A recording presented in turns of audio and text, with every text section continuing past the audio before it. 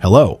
Across the vast continent of Australia, there are many scenic attractions that draw tens of thousands of tourists from around the world to explore each year. In the 1990s, there was a criminal who roamed the highways in search of foreign tourists, hitchhiking targeting them. The revelation of this incident caused shockwaves throughout Australia. The story unfolds in New South Wales, located in the southeast of Australia, and the most populous state with its capital in Sydney. In the southwestern part of New South Wales lies Belanglo Forest, covering an area of 3,800 hectares. This is a primarily pine forest with spacious areas and clearings ideal for wild camping. Near the forest is a road leading to Sydney, making it easily accessible by traffic. During holidays, many tourists visit this area, often carrying a backpack containing essential items, hiking to experience the natural landscapes. Thus, they are often referred to as backpackers. During their journeys, if they need to move, they stand by the roadside waving at passing vehicles to hitch a ride. This method can significantly reduce travel costs for tourists, but it also comes with risks. If the driver has malicious intent, the safety of backpackers is often not guaranteed. Many of Australia's scenic spots are located in sparsely populated areas. To ensure safety, tourists often choose to travel in groups, yet many still cannot escape danger. On September 19, 1992, a Saturday morning, two people were exercising in Belanglo Forest. Passing through a dense area of trees, they caught a faint foul smell. Curious, they stopped and went to find the source of the odor. Soon after, they saw the decomposing body of a person under a rock. Terrified, they quickly called the police. Soon after, the police swiftly arrived at the scene and sealed off the area to begin formal investigations. Forensic examination revealed that the victim was a young woman lying face down, hands tied behind her back, clutching strands of hair suspected to belong to the perpetrator. The victim had multiple stab wounds, and due to severe decomposition, it was impossible to determine if she had been sexually assaulted. The estimated time of death was approximately 5 months prior. To search for more clues, the police then searched all surrounding areas. The following morning, on September 20th, police discovered another young woman in the bushes 50 meters from the first crime scene. The body of this woman was also in a similar position to the first, her face covered with a red cloth and her body concealed with branches. In addition to stab wounds, forensic experts found 10 bullets in the victim's body. The weapon used was a .22 caliber semi-automatic rifle, and the time of death was also approximately 5 months prior. Police speculated that the two women had been held captive here for some time, and the second victim had been used as target practice by the perpetrator. After DNA testing in the laboratory, experts identified the victims as Joanne Walters, 22 years old, a professional nanny, and Caroline Clark, 21 years old. Both were not locals. They were from the United Kingdom. Caroline had revealed to her family a few years earlier that she really wanted to travel to Australia, so when the opportunity arose, she came alone to fulfill her long-standing dream. In April 1992, she arrived in Sydney and met Joanne, who was also a tourist, staying at a hotel, and coincidentally, both were British and got along well. In Australia, there are often cases of missing tourists due to safety reasons, so they decided to travel together.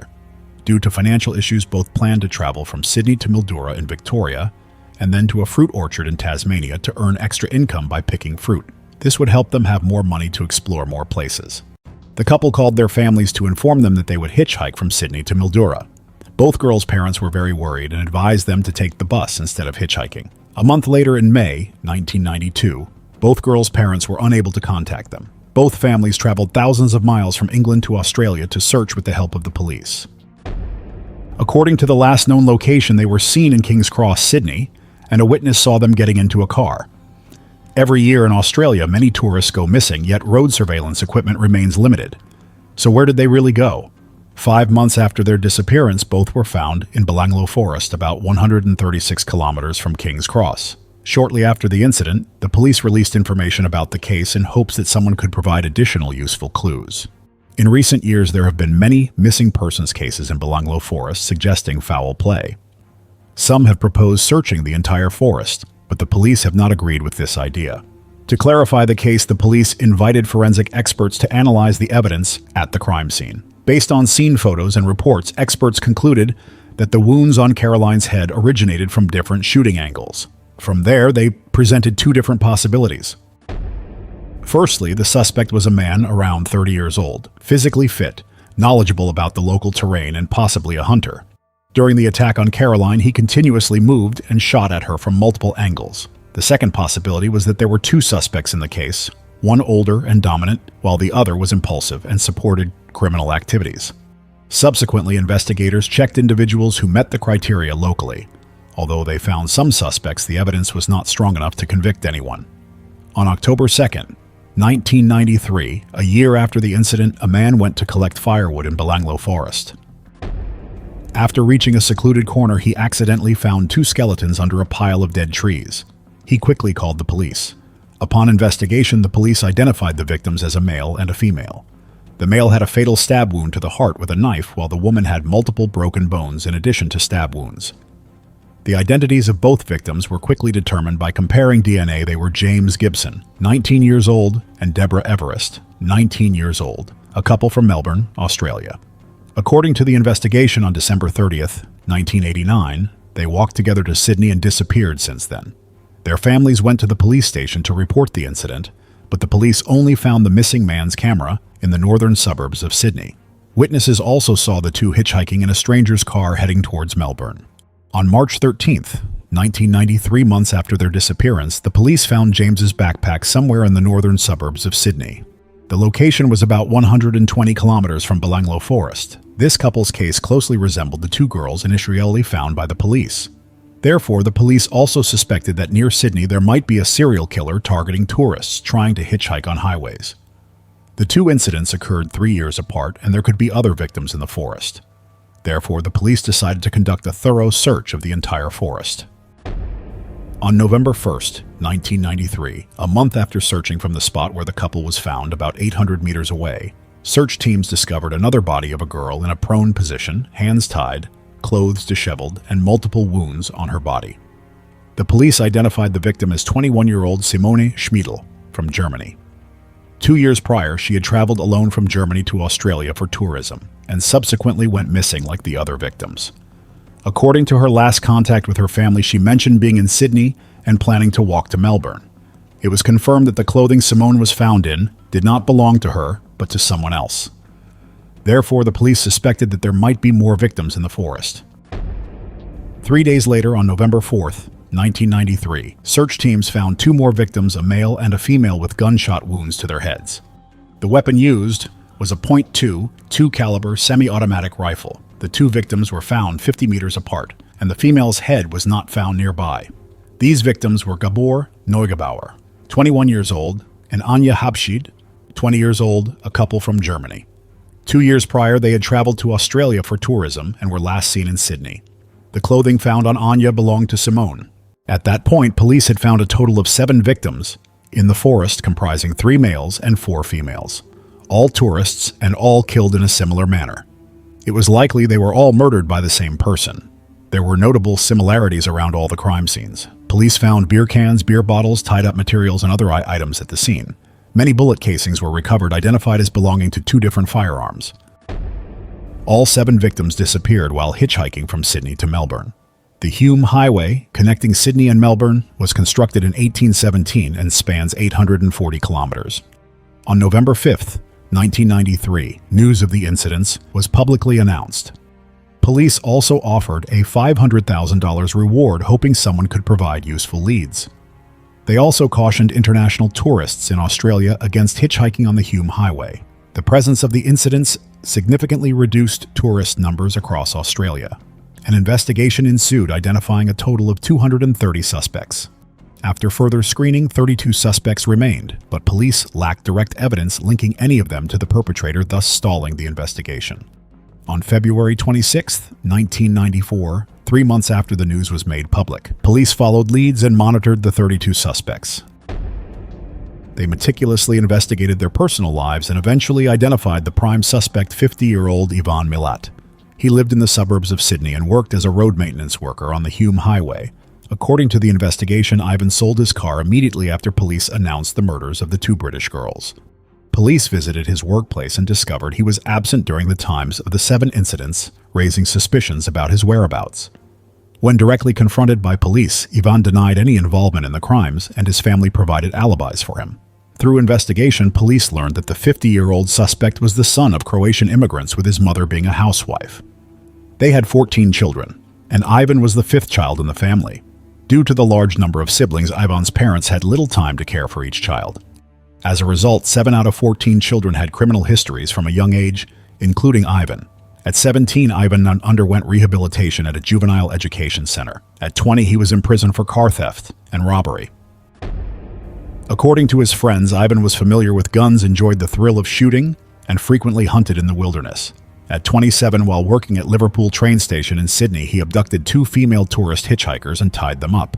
He also used a knife to threaten them from escaping. Ivan left for a short while, and when passing a service station, the 2 girls seized the opportunity to escape and reported the incident to the police. Due to fear of arrest, Ivan fled to New Zealand and secretly returned to Australia after 3 years. He was subsequently apprehended by the police, but due to paying a large sum to hire skilled lawyers, he was acquitted. Police also discovered that Ivan owned property near Belanglo Road, where he occasionally lived.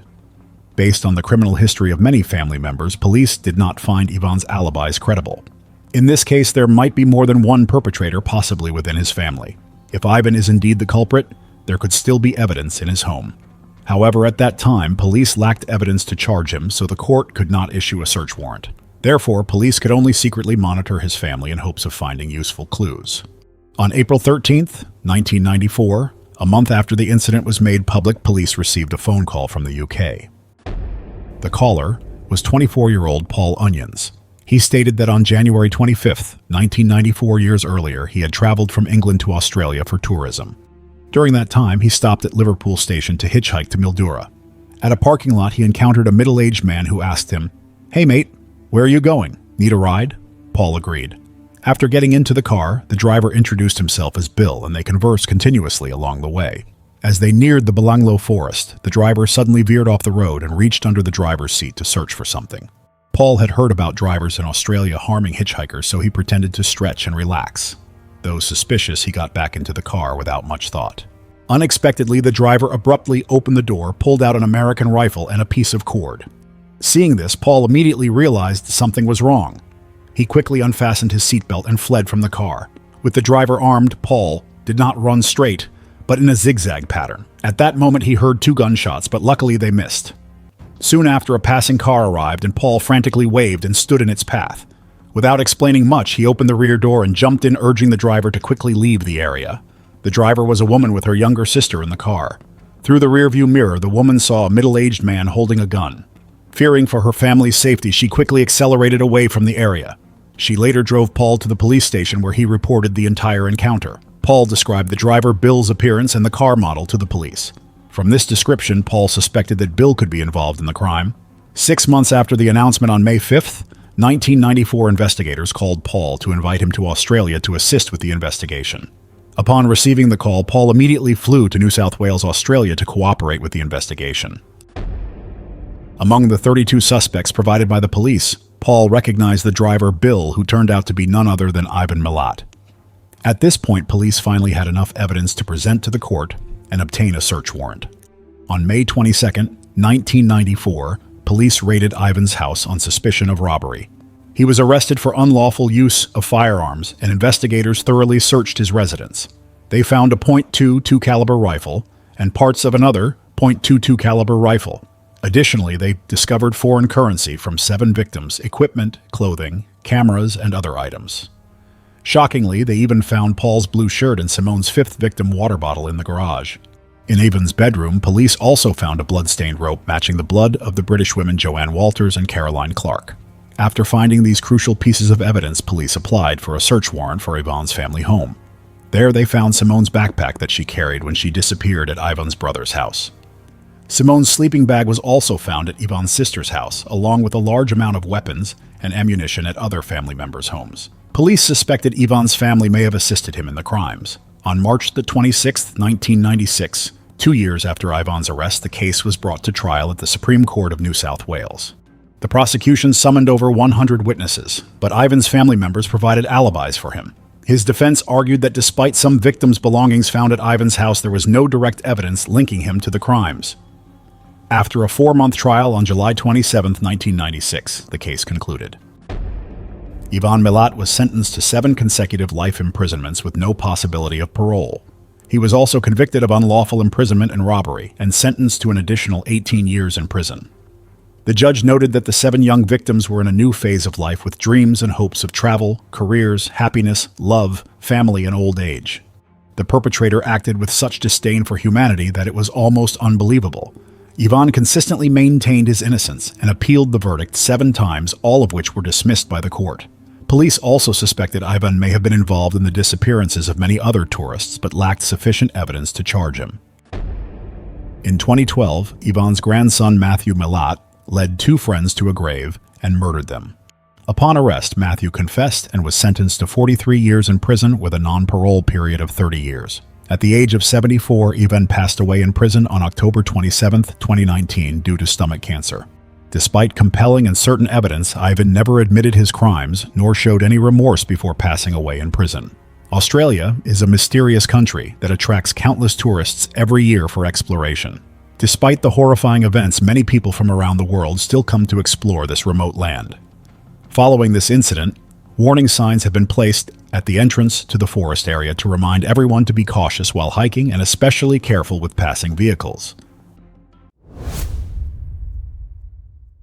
At 6:20 p.m. on June 27, 2022, in Yinchuan District, Chifeng City, Inner Mongolia, Autonomous Region.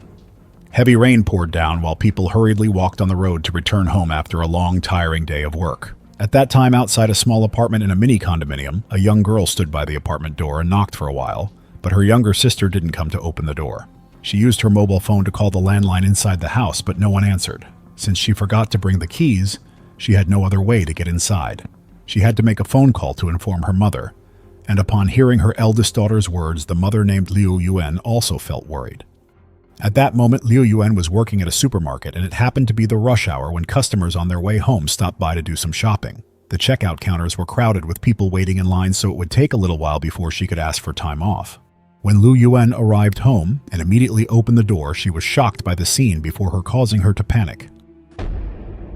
Her youngest daughter, Yaoding, was lying unconscious on the bed. The girl's head was covered in blood, with a large wound on her forehead that soaked the pillow with blood. There were bruises and marks on her wrists and legs, clearly indicating a pale bluish hue of the skin. Realizing that her daughter was dead, Liu Yuan became hysterical, crying and shaking Xiaoding. A few minutes later, she calmed down and quickly grabbed her phone to call her ex-husband Wang Bing. Although they had divorced in Liu Yuan's thoughts, Wang Bing was still the most reliable person. When Wang Bing arrived at the scene, he was also extremely distressed by the current situation, so he quickly called for an ambulance and the police. The doctors arrived promptly at the scene, as the house was quite close to the hospital, only about 2 kilometers away. After examining the condition of the victim, the doctors determined that Xiaoding had died about 2 hours earlier. At this point, the house had turned into a crime scene, and the police began investigating the details at the scene. However, there were very few mixed clues. The victim's name was Xiaoding, 13 years old, wearing a light yellow shirt and black pants. The girl lay face up on the small bed in the bedroom with her head slightly tilted towards the door. There were scratches and severe wounds on her face from being beaten with a blunt object. Her ankles and wrists showed signs of pooling blood under the skin from being tightly bound. Based on the bruises on the victim's limbs, the police believed that she had been bound with duct tape, as the marks were clear and sharp, unlike the imprints of ropes or wires. The forensic examination revealed that the cause of Xiaoding's death was severe head trauma, with multiple strong forces impacting her head, causing a partial fracture and indentation of the skull. The weapon that caused this trauma was determined to be a large, flat, hard object. The police reconstructed the scene, indicating that after Xiaoding returned home, she opened the door, changed her shoes, and entered the house. At that time, someone knocked on the door and Xiaoding went to answer it. Afterward, the assailant subdued and bound Xiaoding. The motive behind the attack was not clear, but the assailant repeatedly struck Xiaoding's head, resulting in her death. Finally, the murderer cut the bindings and placed the girl's body on the bed before leaving. During the investigation, the police made a new discovery. The victim's mother noticed that a mop was placed right at the entrance of the house in the hallway. Liu Yuan usually mopped the floor every 2 days, but on the day of the incident, she didn't mop the floor, and the mop was not in its usual position as she usually kept it in the bathroom. The police believed that the suspect used the mop to clean up the blood after committing the crime, which made the crime scene different from other cases. The police and Liu Yuan searched the house but found no significant losses. However, they discovered a stainless steel frying pan on the kitchen shelf. that was missing with only a glass lid remaining. According to the forensic report, the victim was attacked with a large blunt instrument, leading the police to suspect that the assailant may have used that frying pan as a murder weapon. No tape rolls used by the assailant were found inside the house, nor was there any trace of the tape that he had used to bind the victim. It is likely that the perpetrator removed these pieces of evidence along with the murder weapon before leaving. The police are questioning whether this could be a burglary attempt that escalated into a homicide or a case of personal revenge. During the investigation, they discovered that the Liu Yuan family is not wealthy, with a monthly income of only a few thousand yuan. Both Liu Yuan and her eldest daughter Yu Xuan work as employees, with Liu Yuan employed at a supermarket and Yu Xuan serving at a restaurant in the area. This apartment complex has a stable population consisting mostly of local residents, and the security is relatively assured, with few unknown individuals coming and going. However, not many families in this area are financially well off, and most of them have average or low economic conditions. If a thief or robber had chosen such a community to commit a crime, it is unlikely. Furthermore, the entrance to Uyen's house was not damaged, and the windows remained intact without any signs of forced entry. This indicates that the perpetrator may have been let in by Yao Ding. Moreover, there is no evidence of a clear search for property inside the house, suggesting that it is not a murder committed for the purpose of robbery. In addition, Yao Ding's mother and sister stated that there were only 2 large tape rolls in the house which remained untouched. This means that the tape used to bind the victim was prepared by the perpetrator in advance. It is clear that he had a plan before coming here and was able to enter the house with Zhao Ding's permission. Perhaps the suspect is someone familiar to Zhao Ding, but what could be his motive for committing such a brutal murder against a child? Subsequently, the police went to Zhao Ding's school to gather more useful information. The teacher revealed that Zhao Ding was lively and cheerful at school, getting along well with her classmates. She was never isolated or involved in any violent incidents at school, and she had no conflicts with her classmates. Zhao Ding's academic performance was excellent, and she was beloved by many, including teachers and classmates. However, a neighbor across from Yuan's house remembered a detail and informed the police that about a month ago, one afternoon when Zhao Ding was returning from school, she ran straight into the house in fear without opening the door. She later told this neighbor that a strange man had been following her all the way home.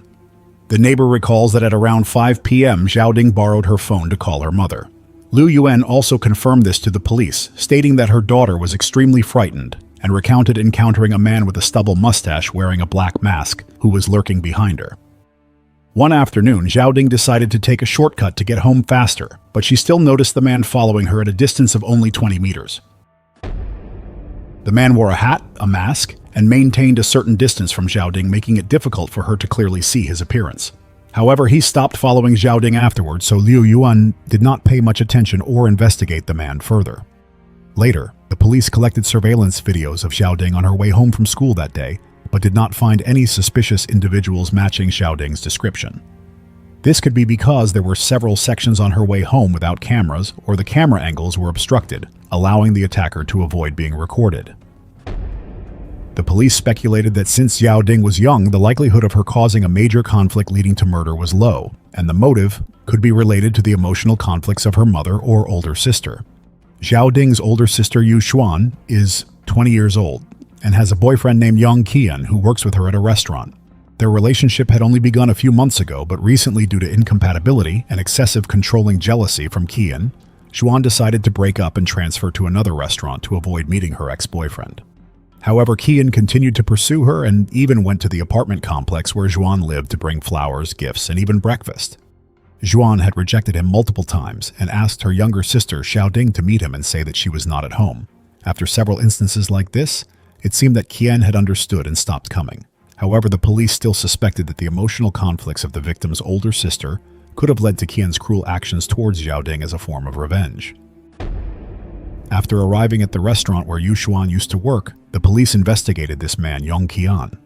The restaurant owner revealed that Qian had requested an early salary to return to his hometown in Sichuan and told the owner that he had bought a train ticket for the morning of June 27th, which was the same day Xiao Ding had the accident. Subsequently, the police checked and found the train ticket that Yang Qian had purchased for departure on the same afternoon. When checking the train station's surveillance camera, the police confirmed that he had passed through the ticket control gate and boarded the train. Therefore, at 4 p.m., he had already left for Sichuan and couldn't have committed the crime at Xiao Ding's house. Yang Qian was removed from the list of suspects. The police wanted to investigate further into the relationships of Xiaoding's mother, but Liu Yuan, who had just lost her daughter, was in shock and unable to provide clear and valuable information to the police. However, Wang Bing, Liu Yuan's ex-husband, suspected that another person who was also Liu Yuan's ex-husband had killed the little girl.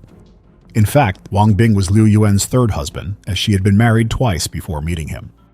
Her first husband was the biological father of Yu Xuan and Xiaoding, but he passed away in a car accident. After her husband's death, Yuan married her second husband named Li Ping, who was a violent person and often physically abused her when he was angry. He had even beaten both of Yuan's children from a previous marriage when he was drunk. She endured this relationship for nearly a year before deciding to divorce him.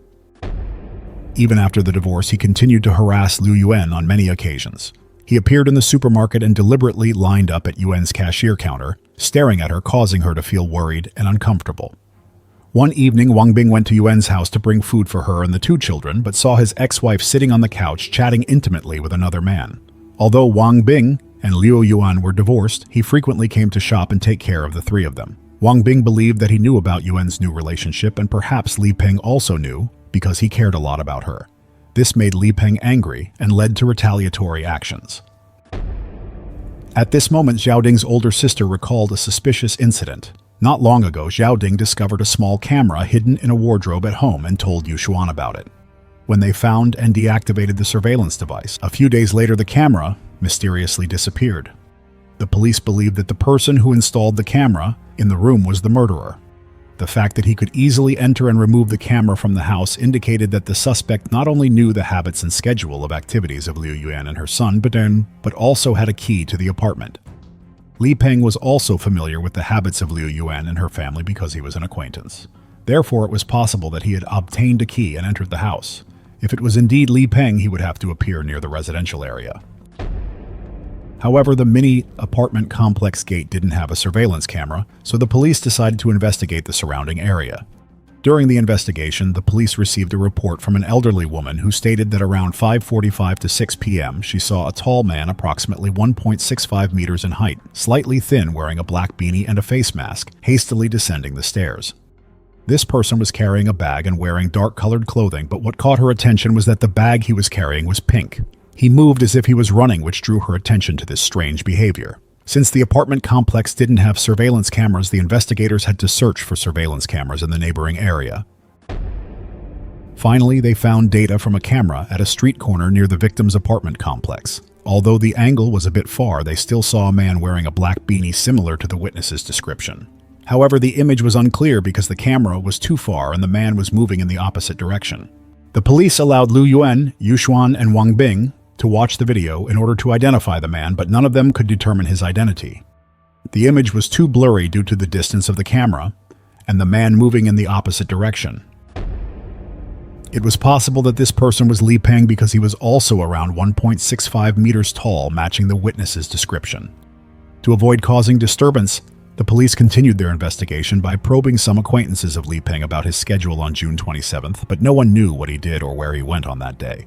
Therefore, the police decided to monitor the activities of this man by reviewing the video and tracking him. However, due to heavy rain in recent days, the license plate was obscured by mud splashes, making it difficult to identify. However, later on, the investigators discovered a notable detail from the surveillance video. The man seemed to be driving while throwing something into the roadside grass. Immediately, the police went to the location where he threw the object and found a pink paper bag. When they opened it, they found torn-up pieces of paper. After piecing them together, they discovered that they were some of Xiaoding's school admission documents, including Liu Yuan's signature.